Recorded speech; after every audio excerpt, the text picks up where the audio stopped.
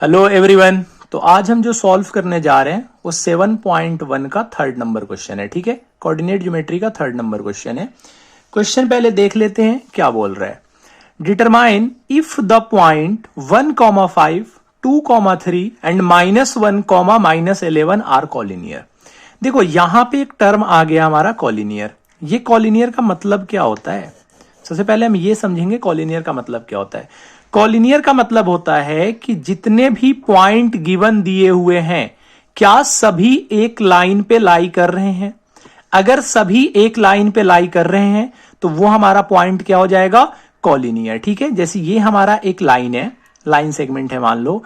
Line segment में मैं late कर लेता हूं कि ये पॉइंट हमारा ए है, ये पॉइंट हमारा कहीं पे बी है और ये पॉइंट हमारा कहीं पे सी है। ठीक है, और अगर मैं बोल रहा हूं कि A B C point collinear है, इसका मतलब है कि ए बी और सी तीनों एक ही लाइन पे लाई करने चाहिए। ठीक है, तो हम लेट कर लेते हैं, ये जो पॉइंट है इसको हम ए मान लेते हैं, ये जो कोऑर्डिनेट दिया हुआ है ये हम लेट कर लेते हैं, ये बी का कोऑर्डिनेट है, और ये जो हमारा दिया हुआ है इसको हम लेट कर लेते हैं, ये सी का कोऑर्डिनेट है। ठीक है, तो कॉलिनियर का जो सबसे पहले जो देखना होता है कि क्या ये ए बी का हम डिस्टेंस निकालेंगे, ए और बी के बीच का डिस्टेंस फॉर्मूला से। फिर हम बी और सी के बीच का डिस्टेंस निकालेंगे। और देखो ये एक लाइन है, लाइन पे एक पॉइंट है ए, एक पॉइंट है बी और एक पॉइंट है सी।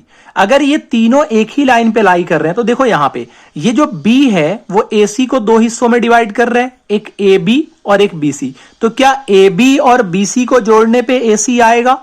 अगर ए बी और बी सी को जोड़ने पे ए सी आ रहा है तो इससे क्या पता चलेगा कि ये तीनों जो हैं वो एक ही पॉइंट पे लाई करते हैं। ठीक है, तो सबसे पहले हम निकालेंगे ए बी का डिस्टेंस। ए बी का डिस्टेंस कैसे निकलेगा? डिस्टेंस फॉर्मूला का यूज करके। ठीक है, x2 माइनस x1 का whole square plus y2 minus y1 का होल स्क्वायर। अब देखो ये हमारा ए पॉइंट है, तो ए पॉइंट के इस वाले को हम अगर x1 लेट कर लेते हैं तो ये हमारा y1 हो जाएगा। अगर हम इसे x2 लेट करेंगे तो ये हमारा y2 हो जाएगा। ठीक है, ये किसके लिए है? ये ए बी के लिए है। ठीक है, ये ए बी के लिए हमारा ये है x1 x2। तो इसमें अगर फॉर्मूले में हम पुट करेंगे तो ये हमारा निकल के आ जाएगा रूट अंडर x2 हमारा 2 है तो 2 माइनस 1 का स्क्वायर प्लस 3 माइनस 5 का स्क्वायर। क्यों? क्योंकि y2 हमारा 3 है और y1 हमारा 5 है। अगर आप इसे सॉल्व करोगे तो ये हो जाएगा हमारा 1 का स्क्वायर 1 प्लस 3 में से 5 माइनस करोगे तो -2 आएगा, और -2 का स्क्वायर कितना होता है? -2 का हमारा स्क्वायर होता है 4, और 1 + 4 कितना होता है हमारा? Root under 5। ठीक है, तो ये भी हमारा निकल के आ गया। अब हम यहां पे BC निकालेंगे। ठीक है, तो BC देखो हमारा BC कितना आएगा। BC के लिए भी आप ऐसे ही कर सकते हो। ठीक है, आपने अगर इसको x2 लेट कर रखा है तो इसको x1 लेट कर लो, इसको y1 लेट कर लो। ठीक है, आप किसी को भी x1 y1 कर सकते हो। यहां पे एक चीज का ध्यान रखना, जिसको आप x1 लेट करोगे वही आपका y1 होगा। ठीक है, समझ में आ रहा है? ये नहीं है कि अगर आपने इसको y1 लेट कर लिया और इसको x2 लेट कर लिया, तो ये नहीं। अगर आप इसको y1 लेट कर रहे हो तो ये आपका x1 होगा। ठीक है, क्योंकि ये फर्स्ट पॉइंट के दोनों कोऑर्डिनेट हैं। अगर आप इसको एज्यूम कर रहे हो कि ये फर्स्ट पॉइंट है तो ठीक है, तो यहां पे हम क्या करेंगे, BC निकालने के लिए सेम फॉर्मूले का यूज करेंगे।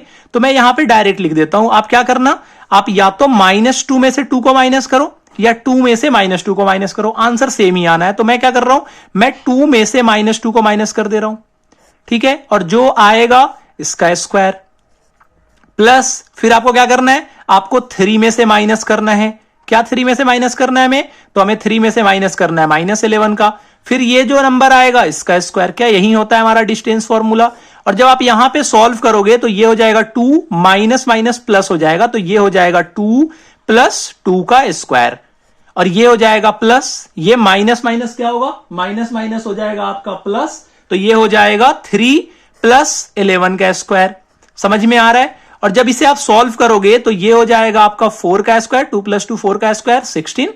ये कितना हो जाएगा आपका? ये हो जाएगा आपका 16 प्लस ये हो जाएगा आपका 11 + 3 कितना हो जाएगा? 14 का स्क्वायर। ठीक है, और 14 का स्क्वायर कितना होता है? 14 का स्क्वायर होता है हमारा 196। तो हम यहां पे लिख देंगे 196। जब हम इसे सॉल्व करेंगे तो ये हमारा निकल के आ जाएगा रूट अंडर 212। ठीक है, ए बी निकल गया, बी सी निकल गया। अब हम सॉल्व करके देखते हैं, ए सी निकाल कर देखते हैं। ठीक है, तो अब हम निकालेंगे ए सी। ए सी का वैल्यू कैसे निकलेगा? ए सी के लिए फिर हमें 2 लेना पड़ेगा। मान लो हम ए को x1 y1 अगर लेट कर चुके हैं तो हम सी को x2 y2 लिख सकते हैं। तो इसमें भी अगर हम फॉर्मूला यूज करें कि x1 माइनस x2 का square plus y1 minus y2 का स्क्वायर। अब देखो, हमने x को x1 लेट करा था, मान लेते हैं कि a जो है हमारा फर्स्ट पॉइंट है, तो इसके कोऑर्डिनेट को हमने x1 y1 लिख दिया। अब x1 की जगह पे क्या पुट होगा? x1 की जगह पे हम पुट करेंगे 1 माइनस 2 का स्क्वायर, ठीक है, प्लस 5 माइनस 11 का स्क्वायर। समझ में आ रहा है ये चीज? 5 माइनस 11 का स्क्वायर। क्या ये बात समझ में आया? अब अगर देखोगे इसे तो ये हो जाएगा हमारा 1 प्लस 2 का स्क्वायर, रूट अंडर ये हमारा निकल के आ जाएगा 1 प्लस 2 का स्क्वायर, ये हमारा निकल के आ जाएगा 5 प्लस 11 का स्क्वायर। और ये क्या होता है हमारा? रूट 1 प्लस 2 का वैल्यू कितना होता है? 3, और 3 का स्क्वायर कितना होता है? 9। 11 प्लस 5 कितना होता है हमारा? 16। 16 का स्क्वायर कितना होता है हमारा? 16 का स्क्वायर होता है हमारा 256। और जब इन दोनों को आप ऐड करोगे तो ये आपका निकल के आ जाएगा रूट अंडर 265। अब क्लियरली यहां पे देखो, ए बी का वैल्यू कितना निकल के आया है? 5। बी सी का वैल्यू कितना निकल के आया है?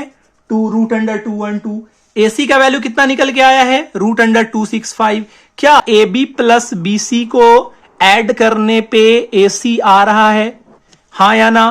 क्या A B plus B C को ऐड करने पे ए सी आ रहा है? क्लियरली नहीं आ रहा है। ठीक है, A B plus B C को ऐड करने पे ए सी नहीं आ रहा है। ठीक है, क्यों नहीं आ रहा? यहां समझो, अगर आप रूट अंडर 5 में रूट अंडर 212 ऐड करोगे तो ये आपका इक्वल नहीं होगा रूट अंडर 265 के। ये बात आपके समझ में आया? अगर ये आ गया हो तो यहां पे देखो, ए बी और बी सी को ऐड करने पे ए सी नहीं आया, तो इसीलिए ये जो तीनों पॉइंट थे ये हमारे कॉलिनियर नहीं होंगे। तो हम क्या लिखेंगे? हम यहां पे लिखेंगे hence the point are not collinear. The point are not collinear. ठीक है, ये हमारा पॉइंट कॉलिनियर नहीं होगा। आई होप आपको एक्सप्लेनेशन समझ में आ गया होगा। अगर ये एक्सप्लेनेशन आपको समझ में आया है तो क्या करना है? आपको चैनल को लाइक करना है, अपने दोस्तों में शेयर करना है, ताकि उनको भी इस क्वेश्चन समझ में आ जाए और ये कंसेप्ट क्लियर हो जाए कॉलिनियर का। ठीक है, चैनल को सब्सक्राइब करना मत भूलना, क्योंकि हर एक video line by line explanation में एनसीईआरटी का इस चैनल पे डालने वाला हूं। आपको एनसीईआरटी के लाइन वाइज सॉल्यूशन मिल जाएंगे, तो चैनल को जरूर सब्सक्राइब कर लेना। ठीक है, याद से सब्सक्राइब कर लेना और वीडियो को लाइक भी करना है, शेयर भी करना है। ठीक है, चलो फिर मिलते हैं नेक्स्ट वीडियो में नेक्स्ट क्वेश्चन के साथ। Till then bye bye.